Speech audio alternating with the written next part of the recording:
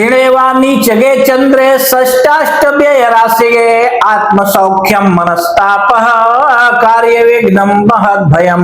तो मित्रों, महर्षि पाराशर बृहद पाराशर होरा शास्त्रम के 61वें अध्याय के 28वें श्लोक में कहते हैं कि यदि आपकी कुंडली के अनुसार आपके ऊपर केतु देवता की महादशा चल रही हो और केतु देवता की महादशा में चंद्रमा देवता की अंतरदशा चल रही हो, तो यहाँ पे आपको चंद्रमा को देखना पड़ेगा। महर्षि पाराशर सूत्र बतलाते हैं, उन सूत्रों के अनुसार आपको आपकी बुद्धि लगानी पड़ेगी। देखिए, पुस्तक जो होता है वो किसी प्रकांड विद्वान के मत के अनुसार लिखा जाता है, और ऐसा नहीं है कि वो सिद्धांत वो सूत्र जो है आपको 100% आपके ऊपर लागू ही हो, परंतु ये बात अवश्य होता है कि उस सिद्धांत के अनुसार, उन सूत्रों के अनुसार हम अपनी बुद्धि लगा करके वहां पे आपको आपका फलादेश जो है बतला सकते हैं। ठीक है ना। तो यहाँ पे महर्षि पाराशर उसी प्रकार के सूत्र बतलाते हुए कहते हैं कि यदि चंद्रमा, जैसा कि आपने इसके पहले वाले आख्यान में सुना कि अगर चंद्रमा अच्छा हो तो आपको क्या क्या दे सकता है, अर्थात बहुत कुछ दे सकता है। परंतु यहाँ 28वें श्लोक में कहते हैं कि यदि आपकी कुंडली में चंद्रमा क्षीण हो गया हो अथवा नीच का हो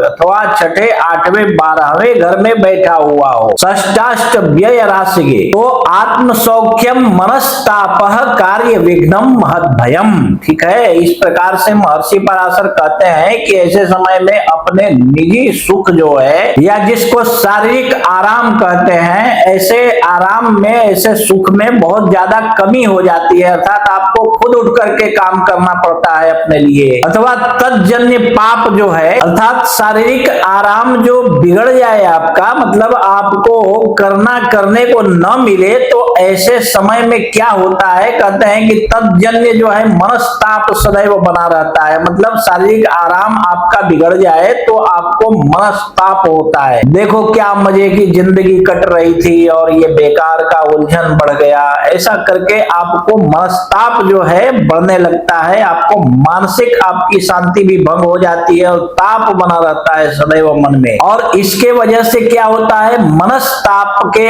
वजह से क्या होता है, कहते हैं कि कार्य विघ्नम महद भयम, कार्यों में बाधाएं आने लगती है और सारे कार्य बिगड़ने लगते हैं आपके, और उसके वजह से एक अनजाना सा भय सदैव मन में बना रहता है कि अब क्या होगा, कैसे होगा, कैसे चलेगा। इस तरह का आपको जो है मानसिक संताप भी बना रहता है और डर भी लगने लगता है, सदैव मन में डर बना रहता है। ठीक है। तो 29वें श्लोक में कहते हैं, और आगे यहाँ पे 29वें श्लोक में कहते हैं कि पितृमातृ वियोगम च देहजाड्यम मनोव्यथा व्यवसायात फलम नैष्टम पशुना संचयच्छति। अर्थात कहते हैं कि शारीरिक सुख में कमी या आराम में कमी, या फिर कहें कि मानसिक संताप ही नहीं बना रहता है, बल्कि कहते हैं कि आपके सारे कार्य बिगड़ने लगते हैं, मन में संताप तो बना ही रहता है। पितृमातृ वियोगम च, कहते हैं कि माता पिता से भी वियोग होना संभव हो जाता है। परंतु देखो यहाँ पे एक बात और है कि मैं आप लोगों को बतला दूं, अपने कर्मों से व्यक्ति के जो भाग्य हैं वो सुधर भी जाते हैं। आप ये सोचो कि आपको ग्रह शांति करवाने की आवश्यकता क्यों पड़ती है, अथवा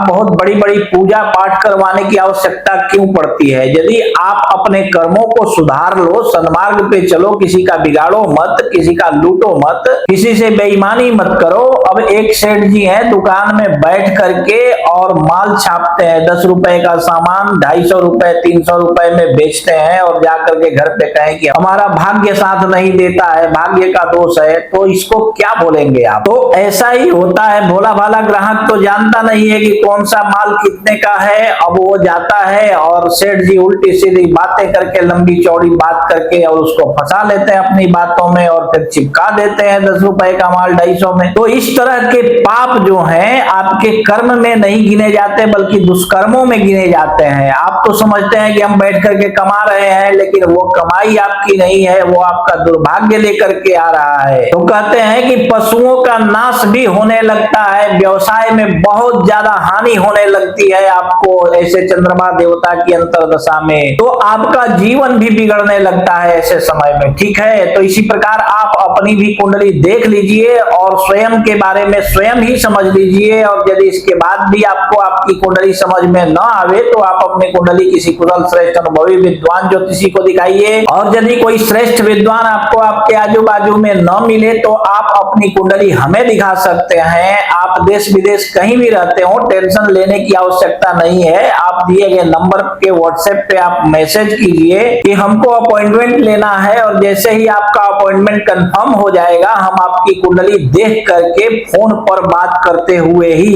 एक एक बात विस्तार पूर्वक आपको समझाकर बतला देंगे। ठीक है।